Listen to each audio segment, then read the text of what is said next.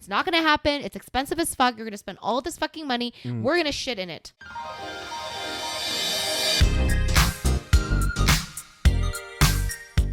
Hi, and welcome to the SaVeg podcast. I'm Rose, also known as Cheap Lazy Vegan on YouTube. And I'm Daniel, one of your favorite guest stars on Cheap Lazy Vegan's YouTube channel. We're two friends who love to talk about the latest trending topics. So get comfortable and join us while we give our SaVeg take on just about everything. You are currently listening to the previous episode of this podcast, but if you would like to listen to this week's episode and get some exclusive content, go over to patreon.com/thesavagepodcast. Hello, everyone. Hey guys. Welcome back to another episode of the SaVeg podcast. This week's episode. We are in end of June. Yes. What the actual hell is going on? We have a pretty interesting next couple of weeks in Calgary. What do you mean? Oh, yeah, we have Stampede. Yeah, well, this is the funny thing, guys. So I know we talked about this last podcast episode about how we have this like pipe issue. Yeah, we have a water issue. Water main break, and it's taking the city, like they found all these other breaks and they're like, oh, it's going to be like 3 to 5 weeks to fix it, right? And they're begging people right now. They're like, monitor your water usage. Yeah. Like don't go to, because right now we 3-minute showers. Exactly. 3-minute showers, no baths, no like filling up pools, nothing, right?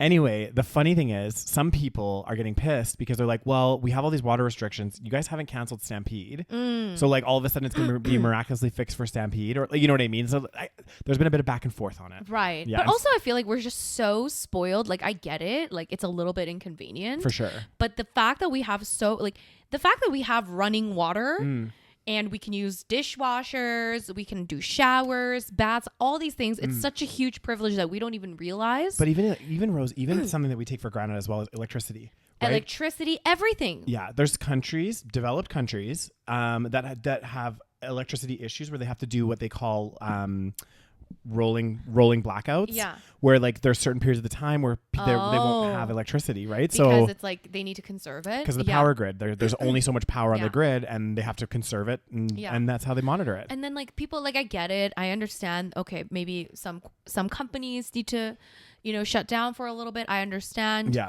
But people just complaining about, oh my God, I have to reduce my water. It's not like they haven't shut our water down. By the way, like everyone's water is still functioning as far as I know. Yeah. So they've just said, listen. And again, I have my qualms with the government. I think they could I'm sure they could do a better job at this. Yeah. But at the same time, it's like, they're not asking anything insane. They're just saying, okay, maybe you can flush a little less. Yeah. Like maybe if you pee twice, just flush the one time. You don't have to flush every time. Maybe do slightly shorter showers. Don't take a bath. Yeah. Make sure your dishwasher is jam-packed before you run it. Yeah. These are all just like very minor. I can't even call them inconveniences, but like very minor. But this is why I think society's doomed.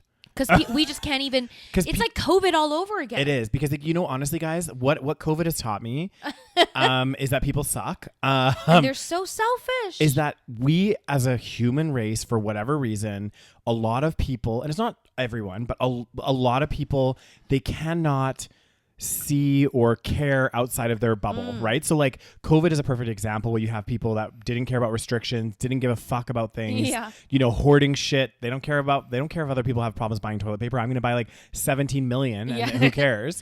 You had all this like predatory behavior come out, and that's why, when we talk about global issues and things like that, I get a little bit negative headspace because I'm like, we as a society in general, like even in Calgary with like, we're not saying shut down your water. We're saying just restrict what you guys are doing just temporarily for a few weeks while we fix the problem, then have at her and have do whatever you want. People are like, damn that, fuck that shit. I'm going to use extra just to fucking. Exactly. And this mentality and this behavior is exactly why I'm like, I think that we're doomed because like we can't agree on something as simple as this for the greater good or for the time being in an emergency situation. How are we going to combat globally like climate change and stuff? God. It's just guys starting the Doom and Gloom podcast right. Okay, we are starting right. We're a little hungover this morning or today because yesterday we watched the Stanley Cup and watched the Canadians lose for the fucking 30th year in a row. Like so sad. We were so close. Yeah. Not that we care, but we cosplayed as hockey fans for a night. Yeah. And the Oilers lost 2-1. So sad. I got really into it. You know what? It was a good game. It was fun. Like, they're fun to watch. Although I will say that first score done by the Florida Panthers or whatever, it just looked like it just kind of slid in there. You know? It was a sneak attack. It was like, definitely a sneak attack. Yeah. So it wasn't even a satisfying shot, to be honest with you. But then the goal that the Oilers got after that was a really good one. Yes. Because he actually was like, boom, it was boom, a good goal. Anyways, whatever. Ugh. It is what it is. Until next year. Until next year. Yeah. But yeah, so before we jump in, guys, make sure you check out our Patreon. We just recorded the Patreon exclusive and for June, and it's basically us complaining the entire time. So if you like watching us complain, we talk about things that we've had it with in society in general. Exactly. And we're like extra hungover in that one because we recorded that one before. I feel like we're getting to the end of it. Yeah, we're feeling better. We've eaten a bit, so we're feeling a bit better. Rose made us food. So that one, if you guys want to listen or watch that, you can check out our Patreon. It's patreon.com/the SaVeg for the bonus content, weekly episodes week earlier than everybody else, and of course ad-free content as well. Yeah. And also, guys, if you haven't already, Rose is doing a bunch of trips this year. Yes. So check out my trips. Yeah. Greece, Turkey, and Bali. Yes. Yeah. So I'm going to 3 different places. Turkey and Greece are happening back to back in September, and Bali is happening in October. And I think there's only a few weeks left for you to book it. So book now. Okay. Get if you on want it, to guys. come, get on it. Yeah. All right. So I'm so tired. now that we've got that all out of the way, all right. Let's talk about French people. Let's jump into the story. So I hadn't heard about this. Oh, you haven't? I heard about this. Did you actually? So I know that there is it this year that they're so Olympics is happening in Paris. Is it 2026? 2024. No, 2024. It's happening this year. Okay. So, I mean, if there's one thing about French people, is that you know what? Maybe we're French at heart. I think they so. love complaining. And they also love protesting. They love a protest. Oh. If anyone loves a protest, it is a French person. And it's funny, guys, this holds true in Canada as well, because where there's a lot of the French Canadians are the ones that are always protesting. So I'm like, I feel like it's like something in like French blood that they're just like, we will not stand for this. Blood, you know? Yeah. It's the years of the revolution and all that stuff. But I think it's a good thing. It's a great thing. You know what? I support it. Yeah. You know, I think if you're angry, we live in a democracy technically. Technically, yeah. So we should be able to protest. And I think it's very admirable. I think a lot of other places could learn from the French. Do you think this is quite an admirable protest? Let's talk about it. So Parisians are not happy. Yeah. Okay. So angry protesters in Paris have threatened to cause a major stink. Quite an interesting choice of word there. Ahead of the Olympics, after water testing showed the river Seine, I don't know how to pronounce Seine, it. Yeah. was still too polluted for athletes to compete in its water. So basically, the river that runs in Paris, guys, if you've ever been to like Europe, what is up with the European rivers? They all look like fucking people. A million people took a dump in it.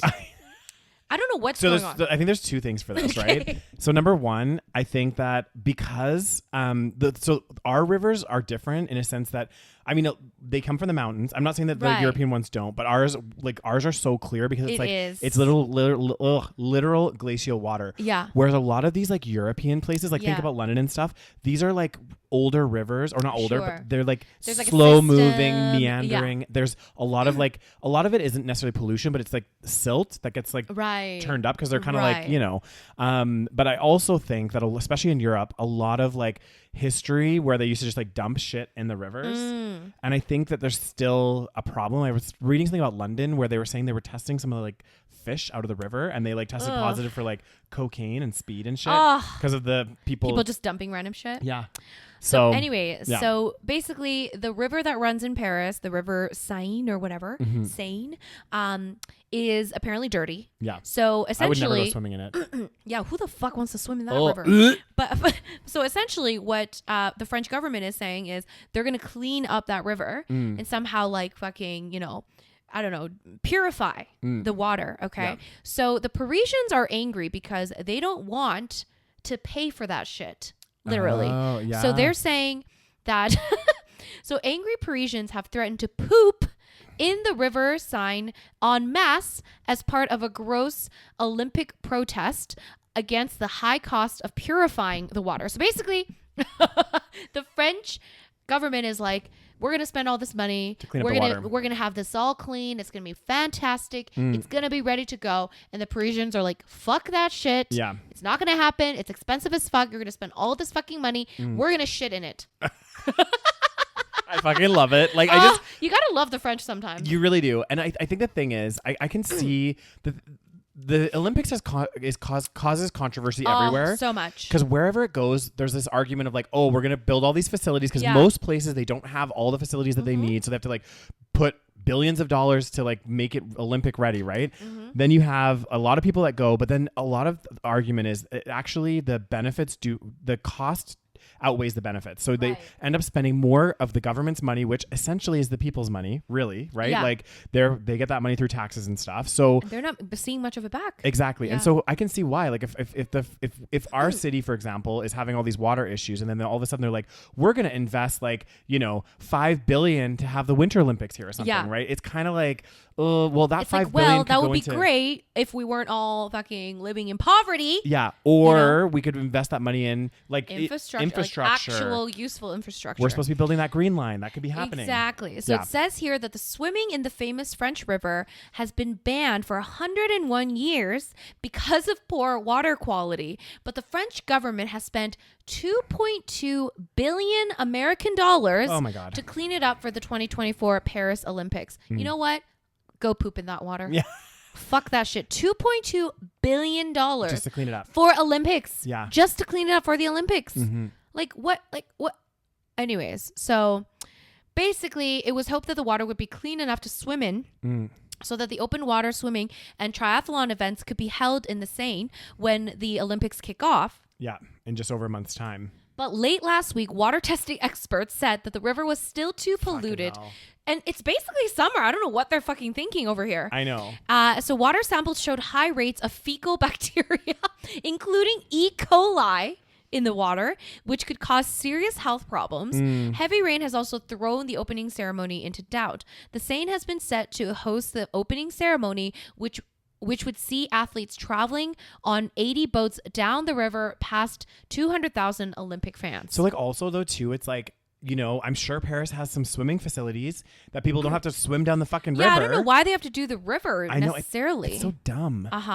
So it says a planned rehearsal for the opening ceremony had to be postponed. Heavy rain has caused the water, blah, blah, blah. Yeah. Basically, protesters are expressing anger that billions of dollars have been spent to clean the water and the river has remained too dirty. I would be pissed too. Yeah. They've spent $2.2 billion and there's still fucking E. coli and fecal matter? Yeah. No. Hell no. No. Then it's like, okay, first of all, what a waste point? of money. Exactly. That's a fucking waste of money. $2.2 billion. Like, and also to clean that river, that is like, that is a job that I don't even want to know what that entails. Some of the rivers in the world are so dirty. It's so dirty. Like, what are you doing? You probably shouldn't swim in it. If you haven't been able to swim in it in 100 years, you probably should just leave it to be. It's crazy. It's too much, but I love it. I wonder if they're actually going to go through with it and people are going to shit in the... I believe it 100%. Can you imagine? Like, they're just... this is like a TikTok video of like, just hundreds of people lining up, taking shits into the river. Like, that's got to be disgusting. Maybe they'll have like shitting stations. And this also happened. A shitting station. So basically, French President Emmanuel Macron and Paris Mayor Anne Hidalgo had pledged to swim in the Seine ahead of the Olympics, but both have postponed their plans for now. Of course they have. So in order to prove that it's clean, they were like, you know what? We're going to go swim in it. Yeah. And then people were like, fuck that shit. We're going to shit in it. Yeah. And then now they're like, well, maybe we'll postpone the swimming. This has turned into a bit of a shitty situation, hasn't it? It's a bit of a shitty situation indeed. What is that? No pun intended. So, I would love to know the outcome of this. It would be very interesting. If any of you guys are listening in France and you happen to be down by the river seeing people shit in it. Have you taken a shit? Would you take a shit in the river? Would you guys partake in this protest? You know what? I wouldn't put anything past the French protesters. No. I would get behind it, but I'm not sure that I would be comfortable the one shitting in the river. Yeah. Well, you could take a shit in a bag and just throw it in there. That's probably what I would do. That's what I would do to be part of the protest. I don't think I'd just like drop my pants and shit right in the river. Or like shit in a diaper and then just throw the diaper in there. Imagine the smell too. All those people just shitting. Paris already smells like piss. Okay, we don't need it to smell like shit. Oh god. Oh god. Oh god. Anyway, that's Paris for you. Gotta love the French. Keeps things interesting. Yeah. So, what do you know about the British Prime Minister, Daniel? Not a lot. So there's a story. The thing is. Well, here's what I know. Okay. So his name is Rishi Sunak. Okay.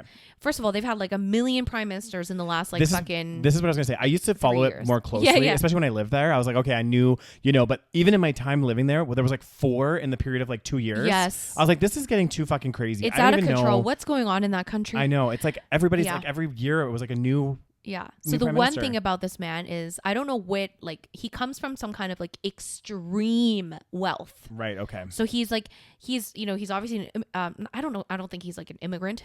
Maybe his parents are immigrants. Yeah. But they are super fucking loaded. Yeah. And he's like, so people like don't like him because he's basically just like a fucking, money politician, one of those people. This is the thing. And that's all I know. And you guys have to remember too, like as much as politicians are like trying not to be biased, but at the end of the day, if you're coming from that kind of wealth, what kind of laws and stuff are you going to be pushing for in terms of like when it comes to like, hey, should we tax the rich more? Hell no. Exactly. Should we do this? No, because it's going to impact them directly. Exactly. So he's definitely not for the people. He's conservative, all that shit. Yeah. So pressure on Rishi Sunak as election betting scandal grows. So senior Tories call for suspension of those being investigated, and Labour demands to know names in gambling circle. What? So I guess there's some kind of there's some kind of Rishi Sunak is facing a growing clamor to come clean about the betting scandal engulfing Westminster after a 5th figure was drawn into the row. Senior Conservatives were among those calling for candidates and officials to be suspended pending the results of the investigation, while the Prime Minister was urged to get a grip on the drip of revelations. Labour wrote to the head of the Gambling Commission on Sunday evening, urging the watchdog to name those it has placed under investigation in the public interest, warning that ongoing speculation is casting a shadow over the election. What? So I'm wondering what they were betting on. Well, it says here, the scandal has escalated since The Guardian revealed nearly 2 weeks ago that Craig Williams, who was Sunak's closest parliamentary aide, is being investigated by the watchdog for betting £100 on a July election 3 days before Sunak surprised the country by naming the date. Oh. What? I don't really understand. Let's see. 5 people linked to So maybe Sunak they were like betting something even though they like knew. Yeah. I think this is what it is. Yeah. I think it's that they're placing bets on things that, that they probably shouldn't be, Yeah. So Rishi Sunak aide placed bet on election date days before announcement. Yeah. I didn't even know you could bet on that shit. I didn't know you could, what? Why is that even a thing? £100 bet placed in Montgomeryshire. God, gotta love the British. I know. Montgomeryshire, the constituency. So the issue here, guys, is that they have insider information and they shouldn't be placing these bets. But like $100, is that really worth it? Well, it depends how leveraged it is, though, right? Like if you put £100 on it and it's a super leveraged bet, you could be making quite a bit. Like maybe not like millions, but you could still, maybe 5 to 1 or something. I mean, still £500, but whatever. Wow. Yeah. So I guess that's the drama. I wonder if Rishi Sunak's gonna survive this prime minister time. I don't know. Well, I mean, they seem to have a new one every year. So they do. They love to switch prime ministers. I know. How long has Rishi Sunak been their prime minister? It hasn't even been a year, I think. Because wasn't it? It was Boris Johnson for the longest time. Boris Johnson, then he stepped. Well, even before Boris Johnson, wasn't it? It was. What's her face? Oh my God, Theresa May. And then it was Boris Johnson. And then there was. Then David it was Cameron. like 2 random. Who? There was David Cameron. Then it was Theresa May. David Cameron came back? No. It was before David Cameron, Theresa May, Boris Johnson. Then, but so basically, after Theresa May stepped down, it was like, but Boris Johnson was like for maybe a couple years. Yeah, I think it was a couple years. And then there was like some 2 random people that like were literally prime minister for like a day. Oh, and then it was Rishi Sunak. Okay. Anyway, I don't understand. So we'll see. So it sounds like there's an election coming up, and people are wanting to like. There's some pressure here. Around. Hey, there's some insiders in Rishi Sunak's circle that have been placing bets on things. Yeah. It seems a little bit like shady, and the things that they shouldn't be betting on. It's like if I don't know. It's like when executives at companies are betting, you know, on their company stock, and they know like a big announcement's coming up, right? Like, it's technically illegal, and so Well, let me tell you a little bit about this Rishi Sunak. Okay. So the personal wealth of Rishi Sunak and his wife Akshata Murty. So I think it's the wife that comes from some kind of like let's really see here. A lot of money. I think so. So let me see. So it says here. So the couple's fortune was estimated at 651 million pounds. Disgusting. In the latest list up. So basically they're like, I mean, they may as well be billionaires. Well, this is the thing. And that's what this is the hard thing too, guys. And I was reading an article about this. It was talking about like, you know, people's wealth, right? Like these kind of people's wealth. That's what's estimated, right? They don't actually have any idea in terms of what offshore assets they have, all this kind of stuff. It's so hard to fully capture somebody's wealth, right? Like, you know, even for these like senior, like, you know, Jeff Bezos and all these guys, where they're like, oh, their estimated wealth is like $1 billion or something. But it's like, they could have way more than that. That you could just be like kind of scratching the small part of the surface, because they could have so much money in other things, and, you know, trading companies and offshore and all kinds of stuff. So it's true. And listen here. So Sunak, who would have been independently extremely well off thanks to years as an investment banker at Goldman Sachs, right, and with 2 hedge funds before he entered politics, his marriage to billionaire's daughter, Akshata Murty, in 2009 took him to the whole new level. So basically, the Sunday Times. So again, this is a huge topic in the UK, because it's like, what the fuck is this rich ass motherfucker doing? And anyway, so but a lot of politicians come from money. This is this is an extreme level. You know what I mean? Like, this is like unheard of, I think. Maybe not unheard of, but it's definitely not like as common. The Sunday Times reported last week that Sunak and his wife gained an extra 122 million pounds during the course of 2023 to 24. So in 1 year, they've gained 122 million pounds, and putting their combined wealth to 651 million pounds, making them richer than King Charles. This is the thing. This is also what comes to question, guys. If somebody is that wealthy and they're in a political seat, should they get a salary? You know? Oh God! If you have, because essentially the prime minister's wage would be paid for by tax dollars, right? Right. Should they be paying somebody that already has an obscene level of wealth? Like, they don't need to be making a paycheck. Sure, but I think that's probably the least of the concerns. The least of the concerns definitely. Here. But that's part of it. It's a whole, but there's a whole ton of things, problems here. Taxpayers' dollars funding somebody that's already got millions. It's somebody that has that kind of wealth that's making these decisions that are obviously not going to be in the best interest of the general public. Exactly. Because the decisions that he's going to push for is things that are going to protect his assets. Ultimately, he worked at a hedge fund. He worked at an investment bank. He knows what he's doing. Yeah, he knows exactly in terms of what finances. He's doing. He's 44 years old. God, he's not that much older than us. No, he's not. And he, I guess, okay, so it's longer than I thought. Yeah, October 25th, 2022, guys. Okay, interesting. He was the first British Asian prime minister, but he's like another one of those people, because he's like Indian, I think. That's his origin, but he's also like very anti-immigration, all that kind of stuff. Of course, it's very interesting. I always find that ironic, like, especially like someone like myself, for example. Like, I immigrated to Canada, so like if I ever became a politician, like, for me to go against immigration is like, I shouldn't even be here then. And the same for him. Like, he would not be in the UK if maybe his parents or grandparents hadn't immigrated there. And now you're saying, I don't support immigration. It's like, well, fuck you, buddy. I know, right? Like, you're the last person that should be saying they don't support immigration. No offense, but fucking hell. Okay. So I thought this was relevant because, guys, we talked about, but the thing is, I don't think that he admits too much. I think he just like, so basically what this is it says the Boeing CEO admits it's retaliated against whistleblowers. Quote, "I know it happens." So I think he's kind of admitting. Loosely, though, not saying, because that there was that whistleblower that got that randomly died of suicide, committed suicide apparently in a parking lot alone in their vehicle, right in the middle of the trials. Right in the middle, exactly. So he, I don't think he specifically admitted to this, but it says here Boeing CEO Dave Coulhan has acknowledged that the company has retaliated against whistleblowers who raised safety concerns. So this is like internal staff that like raised these concerns. And this would happen, right? If you were that squeaky wheel at the office and you're like, we need to be putting in more XYZ, and your manager is getting a bonus based on like cutting costs, Yeah. they're going to be like, no, shut the hell up, Daniel. Yeah. Get it done and Yeah. get it done with less stuff. Oh my right? God. So it's kind of crazy because Boeing, as we know, has been under the spotlight this year specifically when fucking doors flying off. Yeah. So we got doors flying off, whistleblowers dying. Yeah. We have now the CEO has come forward and said, you know, we have kind of created a not a great environment for those that did come forward at the company.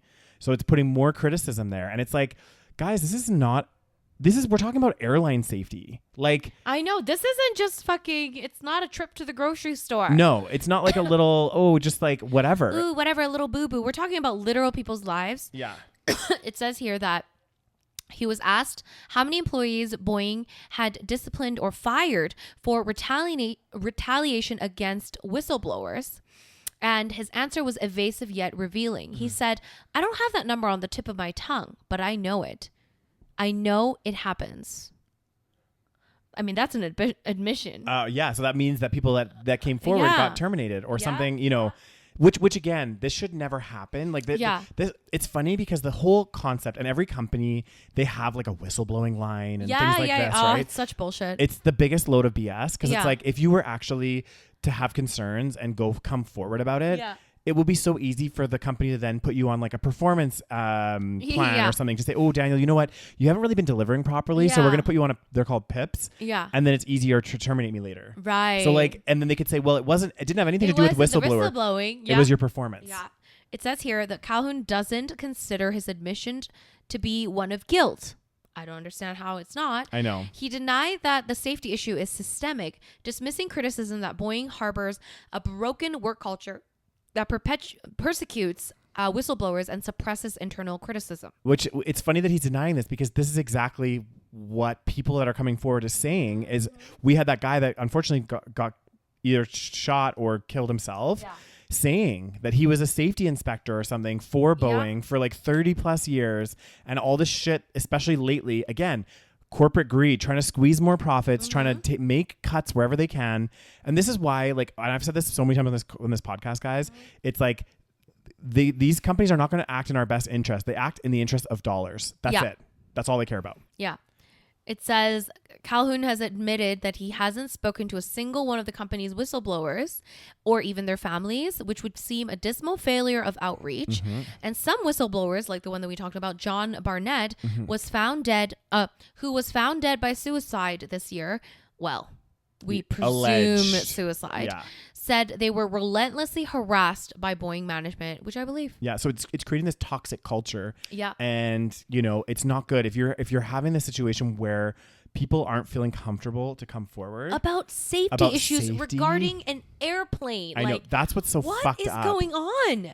Yeah. People have lost their fucking minds. I know. And what kills me is that it's not like these people are not flying. They are also flying. Are you not concerned for you? Like, don't you have family members?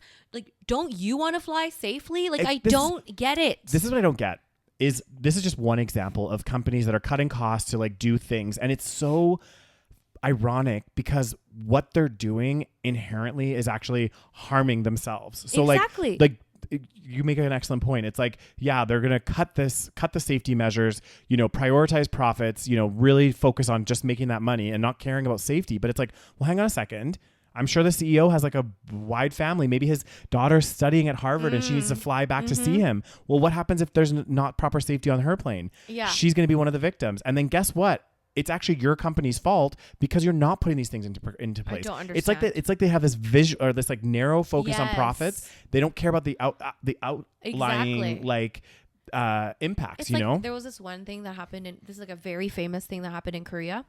This happened, I think, like when this is like in the 90s. Yeah, there was a mall, and it was like a really famous kind of like luxury mall, and basically the entire thing just collapsed, killing, I don't know, hundreds of people. Yeah. Because later on it was like investigated, obviously, that they were just ignoring, you know, all kinds of safety protocol. Basically, they were told, oh, this is going to be a problem, didn't fix it. They build more things on top of one another when it shouldn't have been built. So the whole thing just fucking collapsed.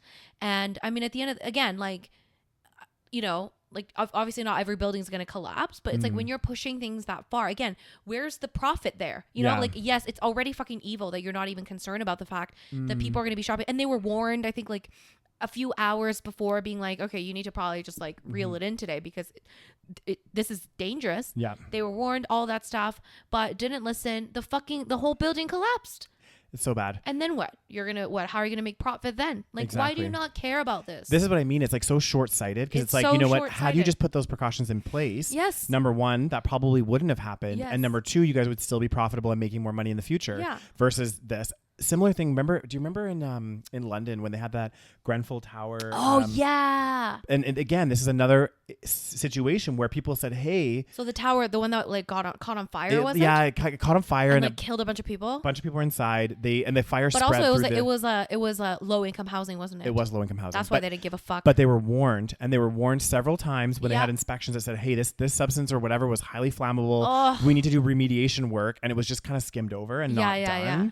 So because of that, obviously the safety of the building was in question. It's like, oh God. It's actually so messed up. Yeah. Like, I don't understand, especially when it's so glaringly obvious. It's like, hey, listen, it's actually very dangerous. Yeah. Like, it's not just, it's a tiny little potential thing that's going to happen. No, the building could collapse. Exactly. It could fucking catch fire. We're not just saying this for like a fun laugh and everything. It's like, these are people's lives that are at stake here. Oh. And even for the company, like if it's a company like that building, like in Korea or whatever, it's like, it's even in their best interest, not just because of public safety, but obviously that's so important, but also just even if they're thinking for long-term profits and profitability, it's the same with this Boeing case. Like if you're worried about this driving profit and growth, yes, is it going to be more expensive to put more safety features on your planes? Blah, blah, blah. Yes, it will be. But however, the chances of you having doors blowing off and all this other shit happening, it's going to be less and it's going to be safer for everyone flying in your aircraft. But do you think it's because it's such like, I don't think it's a monopoly, but like, let's face it,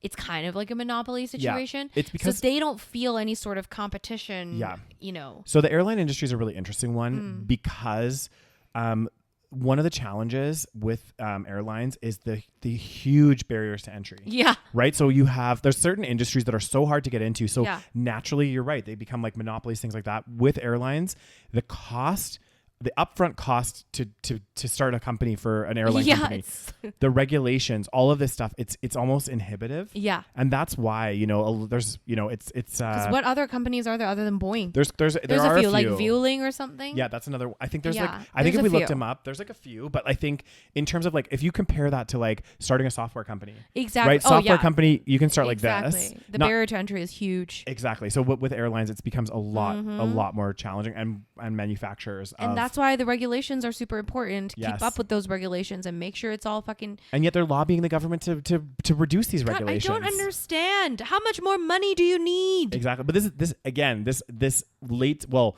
we talked about this actually in the Patreon exclusive. But this late stage capitalism where you have sometimes these massive companies, right? And the market in general. I mean, it's big, but it's only so big, right? So like if I started a company here, right, and I start like. When it's a small startup, there's a lot more potential for fast growth, right? Once you get to a certain stage though of whatever company, it's like your growth opportunities start to get a little bit more limited because you're already making so much money. You already have like a lion's share of the market. Yeah. You already have all these things. And a lot of the companies are in this situation now, billion dollar companies, where it's like, how do we grow? We either acquire more companies or we, cut costs. Yeah. And this is one way that they do it. They'll just try to cut their costs so that they can drive profit up. So God, it's crazy. Like they need more $1 billion. That's what they need all the time. It's crazy. Be crazy as hell. What is this, Daniel? Game developers demand that employees have naked sauna sessions. Sparks controversy. So basically, I guess there was this company. Where is this? I don't know, some kind of random. Oh yeah, this is all I could find. Spectrum Studios is making a game about a sauna master. So getting your clothes off and experiencing the real thing is not a negotiable. What? The entire team needs to understand the product. The bizarre request highlighted on LinkedIn by somebody. Some recruiter was made by Spectrum Studios creative director Jackie whatever. Jacek Pierkowski. Yeah. This dude, a creative director, requires naked sauna sessions as part of the work in his studio. Screenshots showed this person responding to a developer on LinkedIn about a job. Narrative design and designer. Thank you. I'm struggling today, guys. From what you said, you consider naked sauna sessions a part of the work responsibilities in your studio. I told you that was a deal breaker for me. Okay, and then he wrote back. So this is the creative director. Yeah. His response, which he has since edited, was, "You had a lot of time to prove me wrong, to write scene in sauna without being in sauna." I'm assuming English is not his first language. Yeah. "Instead, we are wasting time on social media." It's weird. "My narrative, girls had to go to sauna with me to came up with an amazing script for proof of concept. Technically, it's possible to do without it, but I absolutely adore the fact that they could use their sauna experience to write awesome Okay, first of all, this is weird. it's fucking weird. Why do you have to be naked, first of all? I know. Like, because you can, it's not that different if you have like a swimsuit on or exactly. something. It's not like it's going to be a groundbreaking different Yeah. experience. It's just like, I would feel first of all, I feel very uncomfortable in general. Yeah. To go with my coworkers to like even a pool. Yeah. Like, I wouldn't be that uncomfortable, but whatever. But to go with them into a fucking sauna, no thank you.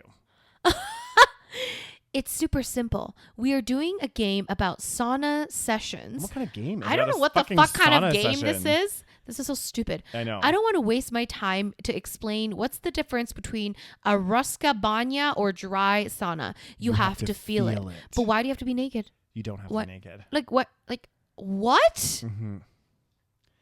This sounds like some kind of kinky game. I think it's a kinky game. I think he has a kink. He does. So they're working on the game in which, hang on, the main character is a sauna master. Oh my. Okay, well, to what? be fair, it doesn't say you have to be naked. Yeah. It says, so the requirements is attending sauna sessions. Not negotiable. Not negotiable. Entire team needs to understand product. Okay, first of all, maybe if you were selling saunas, Yeah. that would make some level of sense. But first of all, why do you have to attend together? That's one, question I would like to ask. Yeah. Like, why are they like sessions? Like, why do you have to go together? Can I just go by myself? Yeah. Like, and that should second be of an all, option. like, you're not selling a sauna. You're trying to create a game, apparently. Yeah, and not controversial opinion, but like this is it says this so English I don't think is the first language because it's in Poland. It says so he's probably first language is Polish.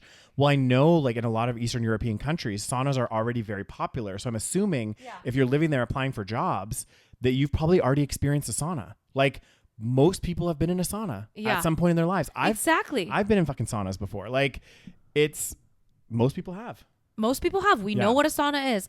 It says that he wrote in another post that they were able to organize female-only events, which they already did. As for why people have to be naked, so I guess he does require them to be naked. So why people have to be naked and can't just wear a towel? He says towels get extremely wet after a few seconds in a sauna and may, first of all, like not necessarily, depending on what kind of sauna you're in, and may result in fungal infection.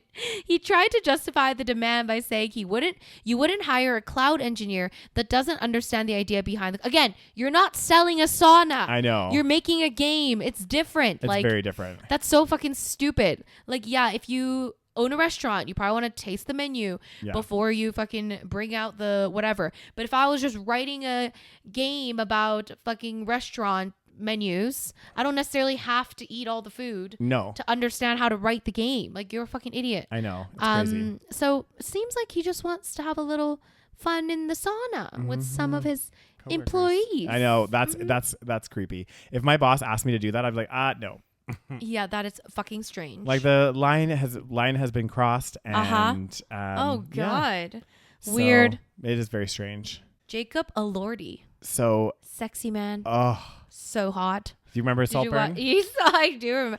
I was like, damn. I don't think I'm sure I've seen a movie with him in it, but I remember seeing Saltburn and I was like, that is one of the hottest men I've ever seen in my life. And I think also his character in Saltburn though. Oh, I loved so his like hot. kind of it was kind of like your quintessential British person in a sense that like it was like came from a very rich family. He's Australian. Did you know that? Yeah, I did know that. He's like aloof. He was very aloof and just like carefree and just kind of chill, but also really hot at the same time. So hot. And the way he dressed and just like walked and carried himself with this like he's so fucking tall. Big dick energy. Big dick energy. Like, yes. It's like he knows he's hot. Oh, he does. Yeah, and in the movie, like he acts like you can't hate him. but you're also like, okay, he knows he's hot. Yeah. But also like you can't really hate him because he's not like a bad person. No, but you can tell like he's not necessarily like, oh, he's not I'm the shit, but he's but like he has that confidence, that carefree confidence that only comes from someone that's super good fucking hot. Because they just never had any like real barriers, especially because he's like from in the movie a wealthy family as well. Exactly, he's wealthy, he's hot as hell, he's tall as fuck. He's never had to deal with anything, you know. So it's like of course you're gonna have amazing confidence. God, yeah, it's true. Anyway, imagine being that hot. He was also in Euphoria. Oh, really? Yeah. So I watched like one episode. I've never watched Euphoria. I didn't get into it. I might try again. It's kind of like, I don't know, a teen kind of show, I guess. It deals with like isn't it like softcore porn? It's like there's part of that. There's like substance abuse. Like one of the main characters. What's her name? Zendaya. I think is it Zendaya? No. I think. Or is it the white girl? Like the. She's not Zendaya, white. No? I think it is Zendaya. I don't know. Yeah. The kind of like she looks kind of mixed. Yes, I think that's her. Yeah. So she's like a heroin addict in the show or something. Oh, interesting. So it's like a lot of like intense. I don't know if it's heroin, but anyway, she's a drug addict. In the show. Anyway, he was in that, and then he was also in another movie. He was in like Kissing Booth or something. Yeah, I don't think I've ever seen Kissing Booth. He was in Kissing Booth as well. Yeah. Anyway, he's very hot. Yeah. So what's the controversy, Daniel? So the controversy. I mean, this is kind of like a non-news story, but I think it's kind of funny because we have talked about AI and all this kind of stuff around like if you guys remember about deepfakes. Deepfakes, which is basically like some people using AI to generate these fake images or videos of like celebrities, for example, doing potentially nasty things. Well, and that's what this exactly happened. So Jacob Elordi targeted an X-rated deepfake involving a minor. Yeah, apparently his like, I guess it was like something, his face or whatever was like juxtaposed on like a 17-year-old. Yeah. Oh, God. Jacob Elordi is the latest victim of the growing NSFW not safe for work deepfake trend, as the actor's likeness was used without his consent in a pornographic content involving a minor. Several posts have surfaced on X which feature Jacob Elordi's face merged onto the body of a male OnlyFans creator. A minor? It's a minor male OnlyFans creator? I heard he was 17. Okay, let's see. That's the thing that I heard. Are you even allowed to do that? Not, but the thing is, how is he on OnlyFans? Okay, wait a second. It says, not only does the body in the footage not match Jacob's, his distinctive birthmarks were not visible in the uploads. The OnlyFans creator has reportedly spoken out, condemning the footage as creepy and noting he shot it. Oh, so basically it wasn't the OnlyFans creator that made it. Right. So somebody took this OnlyFans creator who is now 19 living in Brazil. Yeah. But when he was 17, I guess he filmed something. I don't know I don't know why, but whatever. He filmed something. So then somebody took that clip, put Jacob Elordi's face on it. That's fucking disturbing. Could you imagine, Rose, if like Daniel, don't finish that sentence. I would be fucking traumatized for life. I would get off the internet. I know.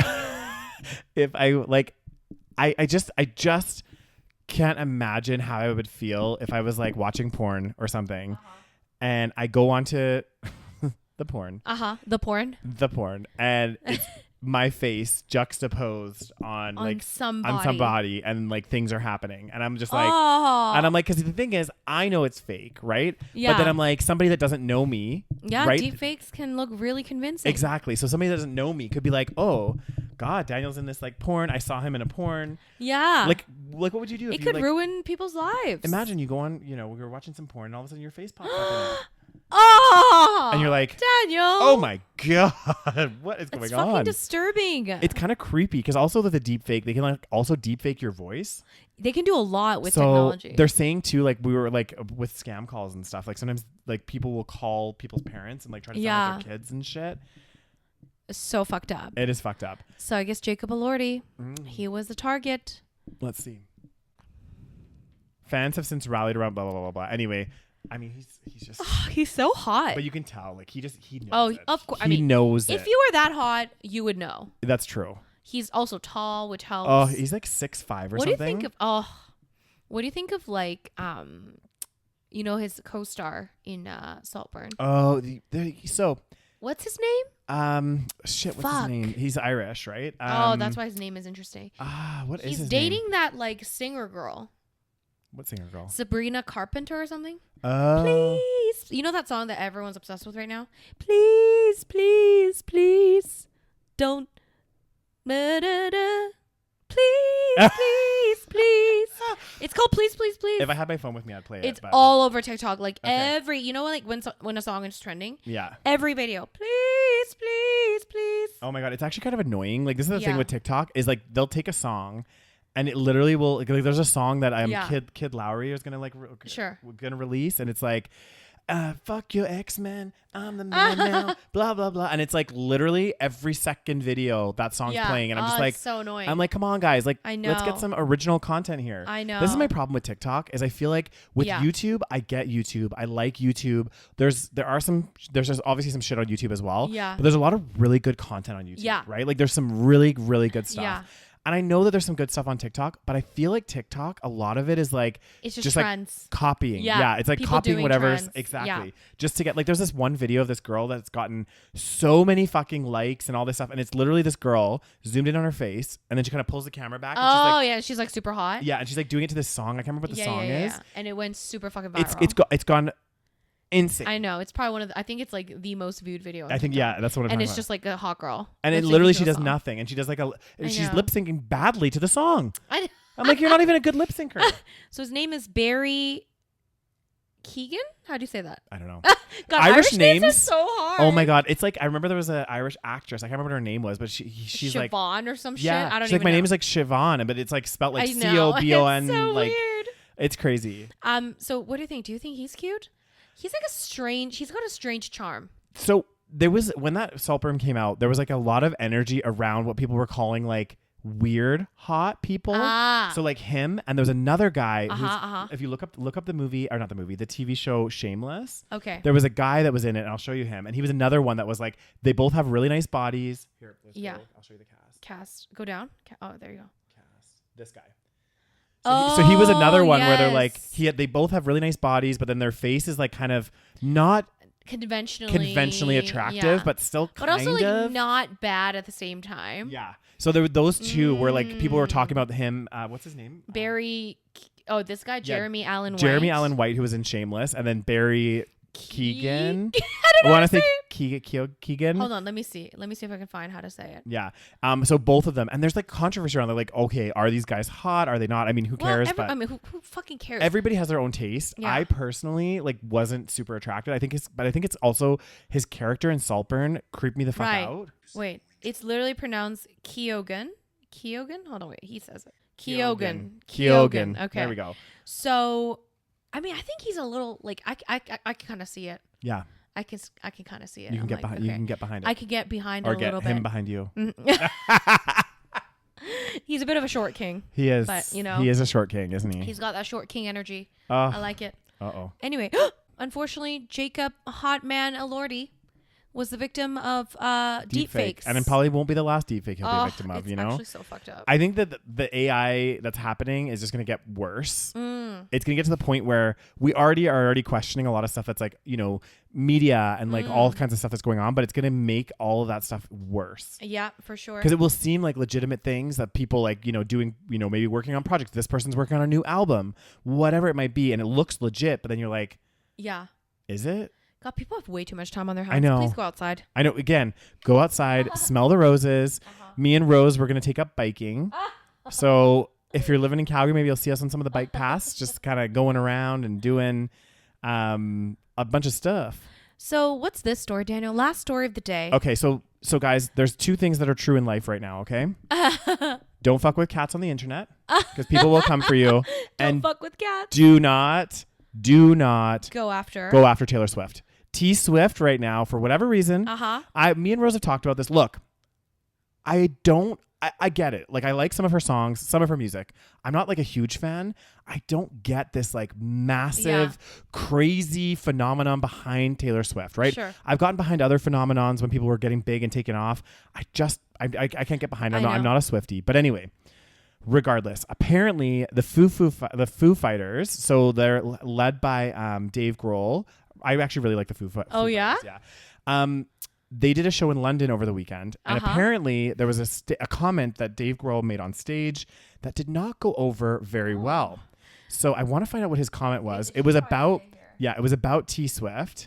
Oh, so it says, during Saturday's Foo Fighters show, the former Nirvana musician told fans in attendance that you don't want to suffer the wrath of Taylor Swift.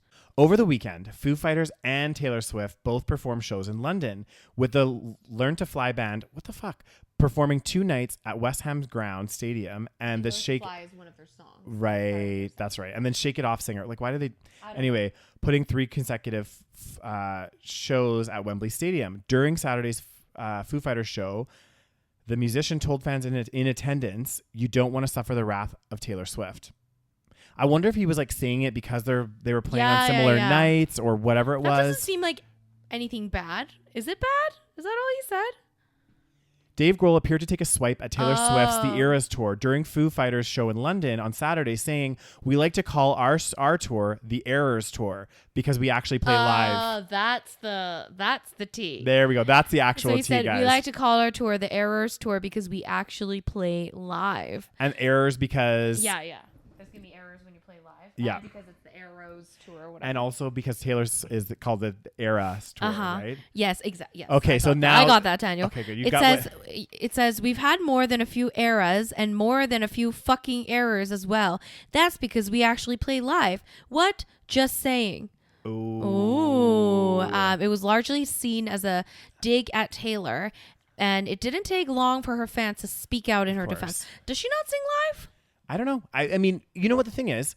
A lot of these performers, they do such a show online when they're performing, like dancing and all this stuff. Like, it would be fucking hard to sing live. Like, I'm sorry. Yeah. Even if you have really good cardio, if you're dancing to try to sing live at the same time would be extremely difficult. Yeah. So... I don't know. Anyway, apparently the internet's gone wild. Yeah. All of the Swifties have come at the Foo Fighters. They're going after Dave because of this comment. So also, like, is it that big of a deal? Just fucking move on. This is the problem with the internet nowadays. It's like, I get it. It was probably a little bit like it was a dig, great, whatever.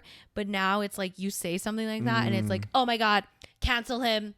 Fuck that. Yeah. So bad. Oh my god, this isn't gonna work for you the way you had hoped. Yeah. Blah blah blah blah blah. And it's like, okay. Even if it's just made as a joke as well. Exactly. People make stupid jokes. Exactly. Like, fucking move on. Like, it's like now this is a one thing too, is like people are so hypersensitive now. It's like you make one little joke, it can get taken out of context. Yeah. He probably didn't mean it as directly like, oh my god, Taylor sucks. He was just commenting about how they sing live, and maybe she doesn't, and who the fuck cares? Yeah. And now you're taking this out of proportion, being like, he's digging Taylor and he's trying to drag her through the mud. It's like, you know what? Like, was it necessary? No. But whatever. Like, come on, guys. Someone wrote, lost all respect for him. Okay. Calm the fuck down. I know. Like, calm the fuck down. Okay. It's crazy. It's crazy because calm the fuck down, guys. Get out there and smell the roses. Fucking, exactly. Imagine being a comedian right now in this day and age. Oh God. Like, that's one industry that I actually feel for you people that are comedians, stand-up comedians. Because I'm like, to be fair though, comedians still make like very harsh jokes. Of course they do. But then they get dragged on the internet about it half the time. Sometimes, but only if it's not that funny. But I mean, like, I guess. I mean, I still think Dave Chappelle. Is that what we're talking about? Well, that was one. I think there's a few other comedians that like got in trouble, like things like this where they're like saying like jokes and it just didn't land well. Yeah. Anyway, guys, on that positive note, we need to go to bed. We do. We're tired. I'm feeling like I had a second wave and now it's coming crashing. Now it's crashing because we've been talking for an hour using all our energy. Oh, God. Anyway, guys, thank you so much for listening. As always, make sure you check out our Patreon. It's patreon.com/TheSaVeg Podcast. You get bonus episodes every single month. You get ad-free content in every episode a week earlier than everybody else. Yeah. And guys, if you guys want to come along with me on a vegan food tour, I'm going to Turkey, Greece, and Bali this year. So all those links will be below if you guys want to join. There's only just like a few weeks left to book your spot, so don't miss out. What else, Daniels? Also, guys, if you're watching this video on YouTube, give this video a thumbs up. Follow us, show us some love in the comment section down below. And then also, if you guys are listening to us on your favorite podcast platform, just don't forget to hit that follow button because then you get updated as soon as there's new episodes that go live. Yes, thank you so much, guys, and we'll talk to you guys next week. Bye.